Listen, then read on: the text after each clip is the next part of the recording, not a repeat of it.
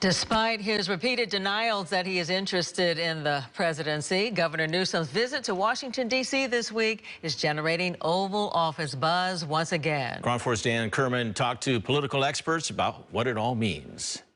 We believe in debt-free college, but here's our approach. We created something called College Corps.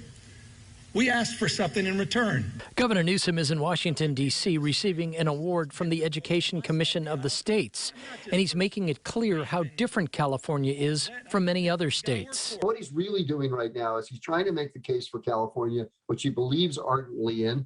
He's also trying to make sure that he gets reelected as governor. Admittedly, that's very little chance he's going to lose, but nevertheless, it's worth trying to have a campaign out there, and he's found a way to do it. But UC Berkeley political science professor Henry Brady says Newsom is also taking advantage of that national stage. He's also positioning himself, presumably, for if Biden falters, that Gavin Newsom's name would be on people's lips, and he'd be a possibility. It's smart strategy by Gavin right now to sort of put his name out there, but not say I'm running for president. KRON 4 political analyst Michael Yaki agrees even if Newsom is not part of the 2024 campaign, there's no downside being on the national stage now. Politics is about being in the right place and at the right time and taking advantage of that opportunity. He's doing everything he can to take advantage of that opportunity should it present itself without saying that he wants to do it. What remains to be seen is if Newsom's politics could get him elected. I think by and large, on balance, his positives outweigh his negatives.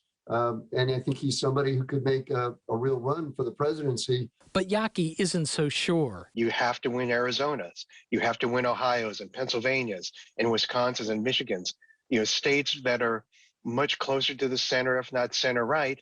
And, you know, the freedom that you have to be a candidate in California you would never have that freedom in the states that you read right now when you do the Electoral College math, become president of the United States.